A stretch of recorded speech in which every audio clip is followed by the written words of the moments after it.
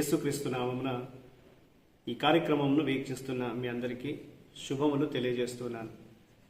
Vision cutie fellowship వారి యేసుతో ఏకాంత సమయం ఈ క్వైట్ టైం కార్యక్రమానికి మిమ్మల్ని ప్రేమతో ఆహ్వానిస్తున్నాను.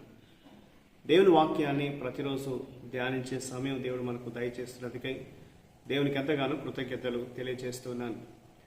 మొదటి కొరింథీ పత్రికను మనం వరుసగా ధ్యానిస్తూ వచ్చాం. ఈరోజు చివరి అధ్యాయాన్ని మనం ధ్యానించనున్నాం. ఈరోజు మన ధ్యానం నిమిత్తమై ఏర్పాటు చేయడం లేఖన భాగము మొదటి కొరింథీ 16వ అధ్యాయము 13వ వచనం నుండి 24వ వచనం వరకు.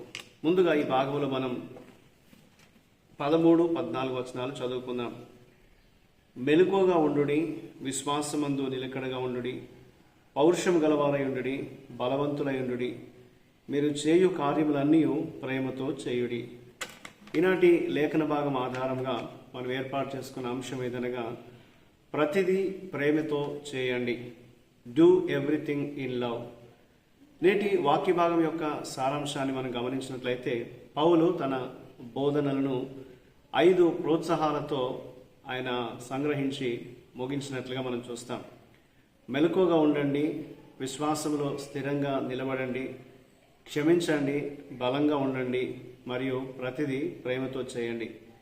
13, 14 వచనాల్లో పౌలు ఈ విషయాల్ని తెలియచేయడం మనం చదువుతున్నాం.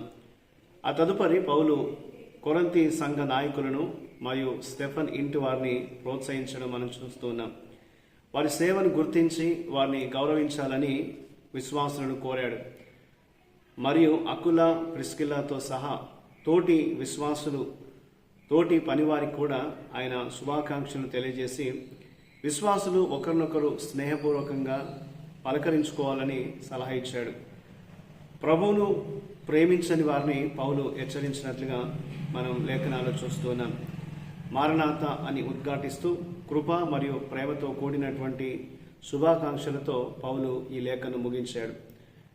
ఇందులో మనం నేర్చుకునే పాఠాన్ని మనం గమనించినట్లయితే 15 నుండి 18 వచనాల్లో సంఘానికి సేవ చేసే మరియు నడిపించే వారిని మనం గౌరవించాలి.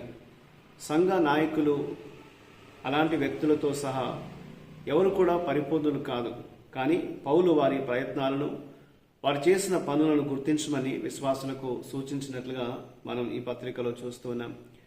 మన సంఘాన్ని ఎవరైతే నడిపిస్తున్నారో, మన సంఘానికి ఎవరైతే సేవ చేస్తున్నారో వారి ప్రయత్నాలను మనం గుర్తించగలుగుతున్నాం అనేది ఒకసారి మనం వ్యక్తిగతంగా మన సంఘాల గురించి మనం ఆలోచన చేయాలి.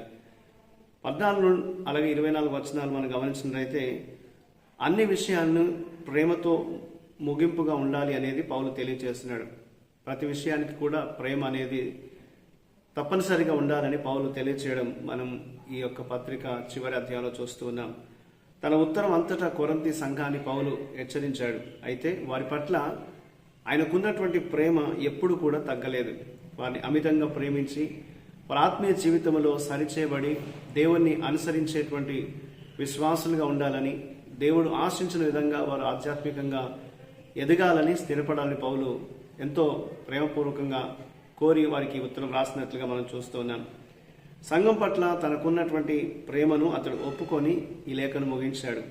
ప్రేమతో అన్ని పనులు చేసేవారుగా ఉండాలని, మన సంభాషణలన్నింటిలో కూడా ప్రేమతో నిండినటువంటి మాటలు ఉండాలని పౌలు తెలియచేయడం మనం ఈ పత్రికలో చూస్తున్నాం.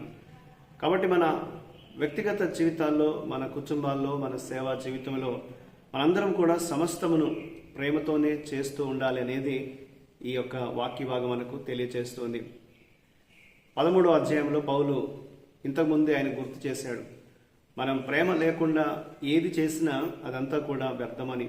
కాబట్టి మన జీవితంలో మనం చేస్తున్న సేవ అంతా కూడా దేవునికి మహిమకరంగాను, దేవుణ్ణి ప్రేమిస్తూ, మన ఇతరులను ప్రేమిస్తూ ప్రేమపూర్వకంగా మనం ఈ యొక్క పరిచర్యను కొనసాగించాలనేది పౌలు ఈ యొక్క పత్రికలో ఆయన తెలియచేయడం మనం చూస్తున్నాం.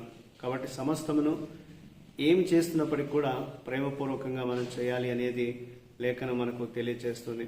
కాబట్టి మన జీవితంలో మనం దేవుడు మనకు అందించినటువంటి ప్రేమను మనం అనుభవిస్తూ ఈ ప్రేమను మనం ఇతరులకు ఎలా అందజేస్తున్నామో ఒకసారి మనం జ్ఞాపకం చేసుకోవాలని దేవుడు మనకు ఈరోజు ఈ లేఖనాన్ని బట్టి గుర్తు చేస్తున్నాడు. మనం ఎంత పరిచర్య చేసినప్పటికీ ప్రేమ అనేది లేకపోతే అది అంత ఫలభరితంగా దేవుని మహిమపరిచేదిగా ఉండదు అనేది వాక్యం జ్ఞాపకం చేస్తుంది. కాబట్టి ప్రేమే అన్నిటికీ మూలం. ప్రేమ అది నిలుస్తుంది అనేది వాక్యం తెలియజేస్తుంది. కాబట్టి మనం సమస్తమును ప్రేమతో జరిగిస్తూ దేవుని గణపరచాలనేది ఈ వాక్యం ద్వారా మనకు దేవుని మాటలు తెలియజేస్తున్నాయి. కాబట్టి ప్రతిరోజు కూడా మన విశ్వాస జీవితాన్ని పరిశీలించుకుంటూ దేవుని ప్రేమిస్తూ ఇతరులను ప్రేమిస్తూ సమస్తమును ప్రేమపూర్వకంగా జరిగించేటువంటి వారుగా ఉండాలి అనేది దేవుడు మనకు తెలియజేస్తున్నట్లుగా మనం జీవించే కృప దేవుడు మనకు అనుగ్రహించినట్లు మనం ప్రార్థన చేద్దాం. మా ప్రియ పరలోకపు తండ్రి, మీకు వందనాలు చెల్లిస్తున్నాం. మీరు తిరిగి వస్తారనే ఆశతో ప్రేమపూర్వక హృదయాలతో ప్రభా ఇతరుల సంఘాల్లో మరియు విశ్వాసులకు మేము పరిచర్య చేయడానికి మరి సేవ చేయడానికి మాకు సహాయం చేయండి. మా జీవితాలను నీ ప్రేమతో నింపమని, నిన్ను అలాగే ఇతరులను ప్రేమించే విధంగా మా జీవితాన్ని నేను ఎల్లప్పుడూ కూడా నీ యొక్క వాక్యంతో నింపి ప్రేమతో నింపి నడిపించమని, మీ సహాయం మాకు ఎల్లప్పుడూ దయచేయమని యేసుక్రీస్తు నామమున ప్రార్థిస్తున్నాను తండ్రి. ఆమేన్. ప్రియులారా, మీరు సమయం తీసుకుని యొక్క వాక్య ధ్యానం విన్నందుకు మీ అందరికీ ప్రత్యేకమైన వందనాలు తెలియజేస్తున్నాను.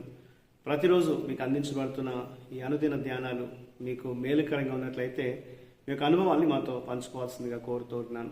ప్రభు కృప మనందరికీ ఎల్లప్పుడూ తోడై ఉండి కాపాడును గాక. ఆమేన్.